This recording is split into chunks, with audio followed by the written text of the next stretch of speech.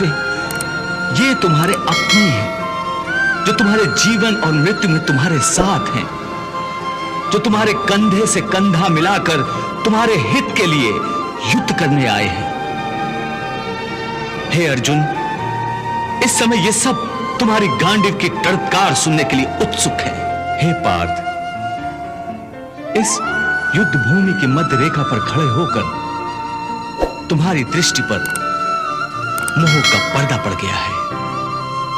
आद्य सत्य तो तुम देख रहे हो कि ये तुम्हारे अपने हैं, परंतु ये अर्ध सत्य तुम्हें नहीं दिखाई दे रहा है कि ये कौरवों जो तुम्हारे अपने हैं, वो इस युद्ध भूमि में तुम्हें अपने गले लगाने नहीं आए हैं, बल्कि तुम्हारे खून से होली खेलने आए हैं। ये सब जिन्हें तुम अपना कह रहे हो, ये कौरवों एक बात निश्चित रूप से जानते हैं कि यदि उन्हें इस युद्ध में विजय प्राप्त करनी है तो उस महापराक्रमी को अपने रास्ते से हटाना होगा जिसका नाम अर्जुन है। पार्थ, तुम इन्हें अपना समझते हो, इसलिए तुम इन्हें मौत के घाट नहीं उतारना चाहते, परंतु यदि तुम इन्हें मौत के घाट नहीं उतारोगे तो ये अवश्य ही तुम सबको मौत के घाट उतार देंगे। हे मधुसूदन, यदि वो मुझे मारना चाहते हैं तो मार दे, मुझे इसकी कोई चिंता नहीं, परंतु मैं अपनों को ही मारकर पाप कैसे कर सकता हूं? यदि वो लोग लोभ से भ्रष्ट चित्त होकर अपने ही कुल के नाश से होने वाले दोषों और पापों को नहीं देख सकते तो क्या हो, परंतु हम तो इस युद्ध के फल स्वरूप होने वाले विनाश और विनाश से उत्पन्न दोषों को देख सकते हैं, उस पर विचार कर सकते हैं। हे केशव, तुम तो जानते हो कि कुल धर्म नाश होने से सनातन कुल धर्म का नाश हो जाता है, और धर्म के नाश हो जाने से संपूर्ण कुल में पाप उसी प्रकार फैल जाता है जैसे कोई प्राणघातक रोग मनुष्य के शरीर में फैल जाता है, और उस फैले हुए पाप के कारण उस कुल की स्त्रियां दूषित हो जाती हैं, और स्त्रियों के दूषित हो जाने से वर्ण संकर संतानें उत्पन्न होती हैं, और वर्ण संकर के पाप के कारण सारा कुल का कुल नरक का अधिकारी बन जाता है।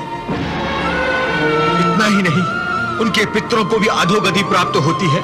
कुलक्षये प्रणश्यन्ति कुलक धर्मा सनातना धर्मे नष्टे कुलम कृतस्सनम अधर्मो अभिभवत्युत अधर्माभिभवात् कृष्ण प्रदुष्यन्ति कुल स्त्रियः स्त्रीषु दुष्टासु वाषणे चायते वर्ण संकर।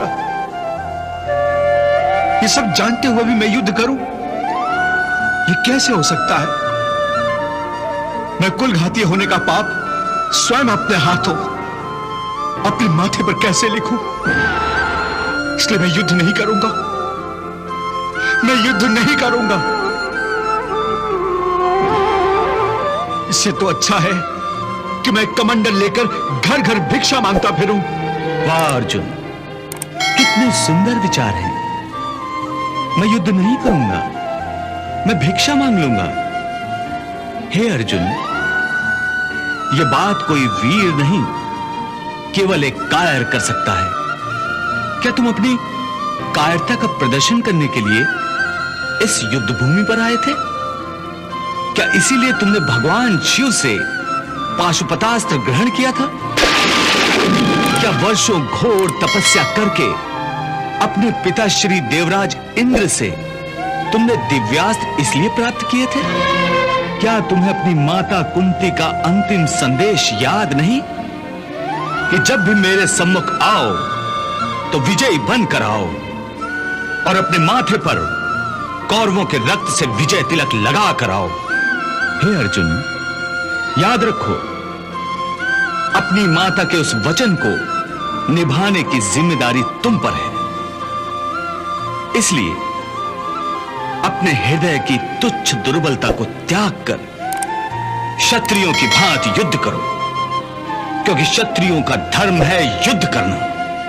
हे मधुसूदन, मैं भी जानता हूं कि मैं क्षत्रिय हूं, युद्ध करना मेरा धर्म है, परंतु इस युद्ध भूमि में युद्धाभिलाषी इस स्वजन समूह को देखकर मेरा शरीर ढीला पड़ रहा है, मेरी आत्मा कांप रही है, मेरा गला सूख रहा है। परस्पर विरोधी विचारों के आक्रमण से मेरी मति भ्रमित हो गई है। इस दुविधा के कारण मुझे मेरा मार्ग स्पष्ट दिखाई नहीं दे रहा है। हे कृष्ण, तुम मेरे गुरु हो, भगवान हो, मैं तुम्हारी शरण में आया हूं। अब तुम ही मेरा मार्गदर्शन करो, मुझे रास्ता बताओ, क्या उचित है और क्या अनुचित।